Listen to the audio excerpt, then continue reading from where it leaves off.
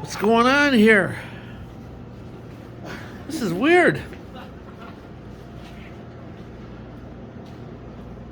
Got scared of you, not Paul. I guess it got scared of me. Come on, Fridge, talk to me. Come on. It knows, Paul. It knows. I think it knows too. Now I step away from it, it'll start talking to me again.